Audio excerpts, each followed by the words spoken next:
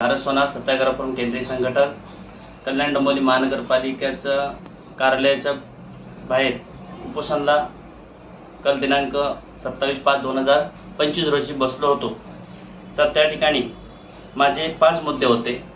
एक बाजार परवाना आणि दुसरा अनधिकृत बांधकाम आणि तिसरा एक केटीएमसीचे कर्मचारी त्याचा अनधिकृत बांधकाम आणि चौथा तसंच गोविंदवाडी या ठिकाणी गुजराती मंदिर नितीन छाया यांनी तोडलेला कोणताही परवाना न घेता असे 5 मुद्द्यावर मी उपोषणाला बसलो होतो। माननीय उपायुक्त तावडे साहेब आणि सोनवणे साहेब यांनी मला बोलवले आणि त्यांच्याकडे गेलो आणि त्यांनी सांगितले की उपोषण माघारी घ्या, तुमचे 5 मुद्दे आम्ही पूर्ण करू। तर मी त्यांना सांगितलं की माझे 5 उपोषण माघारी घेणार नाही, परंतु तात्पुरती मी थकिती देईन। तसंच त्यांना सांगितल्यामुळं ते बोलले तुमचं आम्ही जो काही 5 मुद्दे आहेत ते पूर्ण आम्ही करू असं मला आश्वासन दिले।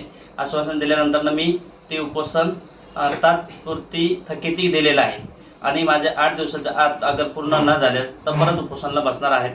आणि तसं मी कमिशनर साहेबांना बोलल्यानंतर कमिशनर साहेब बोलले की काळजी करू नका, तुम्हाला परत उपोषणाला बसू देणार नाही आणि तुमचा जो काही 5 मागण्या आहेत ते पूर्ण करू असं कमिशनर साहेबांनी बोलल्यामुळं मी तात्पर्यात उपोषणाला थकिती दिलेलं आहे। जय हिंद, जय महाराष्ट्र।